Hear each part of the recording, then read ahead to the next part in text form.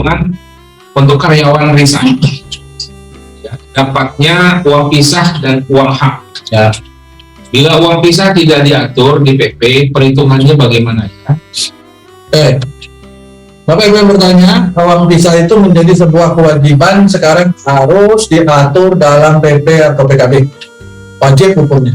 Biasanya PP-nya nggak akan disahkan kalau uang pisahnya nggak dimunculkan. Ya. Jadi kalau uang pisahnya nggak muncul dalam PP, ini yang menarik nih. Pertanyaannya PP-nya disahkan apa enggak nih? Kan? Dan kalau PP-nya ternyata disahkan tanpa ada uang pisah di dalamnya, ini juga menjadi menarik. Apa yang terjadi dengan pegawai pemerintah yang mengurusi mereview peraturan perusahaan yang disahkan seperti ini? Ya. Jadi logikanya seharusnya tidak mungkin terjadi peraturan perusahaan hari ini ya itu tidak mencantumkan uang pisah. Karena ketentuan uang pisah ini sudah ada sejak zaman Undang-Undang 13. Undang-Undang 13 itu munculnya 2003 loh. Ya. 17 tahun lebih. Wow. Itu 12 tahun. Ya hampir 20 tahun kan. Berarti sudah nggak mungkin, harusnya logiknya sudah nggak mungkin ada peraturan perusahaan atau PKB di Indonesia ini yang tidak mengatur uang pisah. Mana aja pertanyaan? Mana aja selama ini. Kalau nggak punya peraturan perusahaan, nah itu beda lagi urusannya. Jangan-jangan nggak punya peraturan perusahaan, peraturan perusahaannya nggak pernah disahkan, nggak pernah ada. Berarti ada saksi tersendiri nanti dari pemerintah terhadap perusahaan yang tidak punya peraturan perusahaan seperti ini. Kalaupun ternyata muncul ada peraturan perusahaan tapi tidak punya uang pisah di dalamnya, yang menarik. Apa yang terjadi dengan pegawai pemeriksanya? Apa yang sudah terjadi antara pegawai pemeriksa dengan perusahaan yang bersangkutan? Sampai uang pisah nggak cukup. Ya, itu. Jadi, saya tetap jawab. Andai kan karena sesuatu sebab uang pisah nggak diatur dalam PP, perhitungannya bagaimana? Biasanya ini akan mengarahkan kepada sebuah perselisihan. Apabila terjadi perselisihan, maka beberapa hal yang bisa dijadikan pertimbangan oleh hakim biasanya. Yang pertama, dia melihat praktek kebiasaan yang berlaku di perusahaan yang bersangkutan. Karena bisa saja si manajemen akan diminta untuk membuka buku upah, terutama transaksi pembayaran karyawan yang PHK. Ya. Apakah perusahaan selama ini tidak pernah ada karyawan resign? Hampir tidak mungkin. Kalau perusahaannya sudah berdiri lama, ya kan? Oke, yang selama ini resign bagaimana pembayarannya? Itu semua dibongkar sama pengawas atau mediator atau nanti hakim.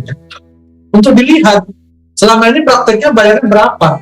Kalau itu sudah ada, maka dilihat, dicari common practice-nya, itu bisa jadi pertimbangan. Ya, pertama. Kedua, perusahaan pihak yang menyelesaikan perselisihan ini, baik itu mediator atau hakim, bisa saja dia melihat kepada ketentuan perundangan yang berlaku. Ketentuan perundangan yang berlaku, dia bisa saja mengambil contoh dari pesangon maupun dari uang penggantian hak. Penggantian masa kerja. Dia mengambil sendiri, menggali hukum sendiri, itu bisa saja terjadi. Atau dia memerintahkan kepada si perusahaan untuk segera menentukan. Dan ini menjadi sebuah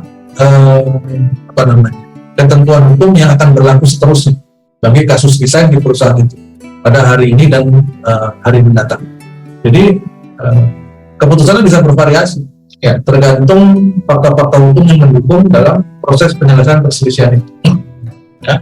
Namun apabila Pak, ini kalau itu kan kasusnya kalau terjadi perselisihan. Kalau nggak terjadi perselisihan bagaimana Pak? Ya silakan negosiasikan. Sepakati itu. Artinya terbuka kemungkinan karyawan tidak mensepakati. Perusahaan cuma mau ngasih 2 bulan upah. Karyawan dikasih 20 bulan upah. Seandainya, apa dasar mau ngasih 20 bulan upah? Kalau saya jadi kuasa hukum karyawan, saya akan balik tanya, apa dasar upah ngasih 2 bulan upah? Nggak ada dasarnya, kok sama-sama nggak ada dasarnya? Dasar lu. Ya, dasar lu kan. Ya itu tadi. Karena nggak punya dasar, nggak punya aturan. Nah, kan merepotkan.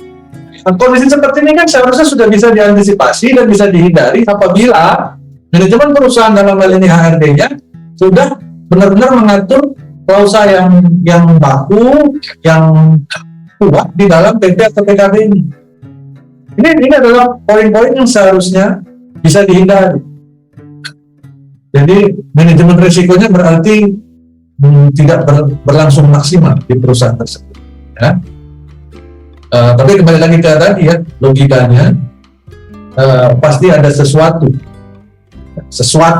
telah terjadi apabila di dalam PP di perusahaan hari ini bisa nggak punya uang pisah.